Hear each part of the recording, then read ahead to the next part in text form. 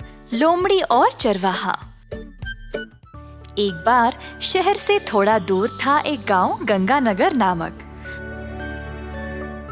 वहां पर रहता था एक आदमी ईश्वर अपने बेटे राजू के साथ। दोनों अपनी खेत पर रहते थे, एक छोटे पर सुंदर से घर में। ईश्वर एक दयालु इंसान था और सबको मुस्कुरा के प्रणाम किया करता था। बिना झिझके हर किसी की मदद करता था। राजू भी अपने पिता की तरह बनने की कोशिश करता था और हर रोज सवेरे जाकर काम काज में उनकी मदद करता था। रोज स्कूल समय पे जाकर एक दिन ईश्वर खेत में काम कर रहा था जब राजू उसकी ओर दौड़ते हुए आया। राजू की सांसें फूल रही थी।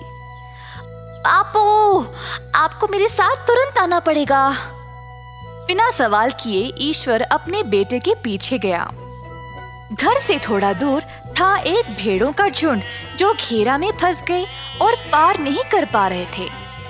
ईश्वर तुरंत भेड़ों को बचाने गया। उसने आसपास देखा कि किसने इनको ऐसा यहाँ खुला छोड़ा है, पर वहाँ कोई नजर नहीं आया। बापू, आप किसको ढूंढ रहे हो? इन भेड़ों का कोई चरवाहा तो होना चाहिए ना, बस उसी को। बापू, मुझे पता है इनका चरवाहा कौन है, उसका घर भी पता है। आप चलिए मेरे साथ। अच्छा ठीक है, चलो इन भेड़ों को वापस कर दे। राजू और उसके पिताजी ने भेड़ों को लिया और चरवाहा के घर गए।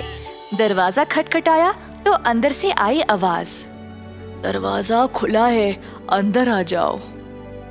अंदर गए तो राजू और ईश्वर ने एक बूढ़े आदमी को देखा बिस्तर पर, जो बहुत बीमार था। जी, वो आपके कुछ भेड़ घेरा में फंसे हुए थे, तो मैंने उनको वहां से निकाला और बस ले आया। बेटा, बहुत बहुत धन्यवाद, पर मैं कब तक इनका ख्याल रखूं? हर रोज एक लोमड़ी आता है और एक एक भेड़ को खाते जाता है।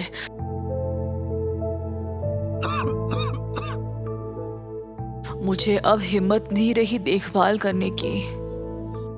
बापू, क्यों ना हम भेड़ों को ले जाएं? जी, क्यों ना आप हमें इन भेड़ों को दे दे, मैं इनकी देखभाल करूंगा अपनी खेत पर। ये तो अच्छा है, ले जाओ इनको और सुरक्षित रहना। ईश्वर और राजू भेड़ों को अपने साथ ले गए और एक बड़ा सा घेरा बनाया उनको लोमड़ी से सुरक्षित रखने के लिए। घेरा को अच्छे से जांचा कि अब इसको कोई ना पार कर सके। मजबूत घेरा को देखकर राजू भी खुश हो गया। राजू हंसने कूदने लगा और ईश्वर को भी अपने बेटे को खुश देखकर अच्छा लगा। राजू, मैं शहर जाकर भेड़ों के लिए कुछ ले आऊंगा, तब तक तुम ख्याल रखना भेड़ों का और अपना भी। मैं जल्दी वापस आऊंगा। ईश्वर के निकलने के बाद राजू भेड़ों के साथ खेल रहा था जब अचानक से उसको कुछ आवाज सुनाई दी। राजू को लगा जैसे अभी आवाज और नजदीक आने लगी। उसको समझ नहीं आया कि वह क्या करे और डर के मारे घर के अंदर गया और दरवाजा बंद कर लिया। इसी दौरान ईश्वर भी शहर से वापस आ गया। उसी समय उसने देखा कि लोमड़ी ने एक भेड़ को पकड़ लिया था। उसने भागने की कोशिश की पर उसका पैर घेरा में अटक गया। किसी भी तरह छूटकर लोमड़ी धीरे धीरे ही भागने लगा। ईश्वर ने भी लोमड़ी का पीछा किया। दौड़ते समय लोमड़ी का पैर फिर से लकड़ियों के बीच फंस गया। बहुत कोशिश करने के बाद भी लोमड़ी मुक्त नहीं हो सका। दर्द से उसने भेड़ को भी जाने दिया और जोर जोर से चिल्लाने लगा।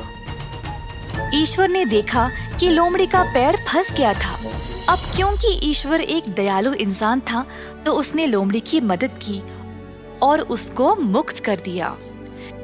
लोमड़ी ने सोचा कि ईश्वर का भेड़ ले जाने के बाद भी उसने उसकी मदद की बिना गुस्सा किए। लोमड़ी गया भेड़ के पास और उसको खड़ा होने में मदद की।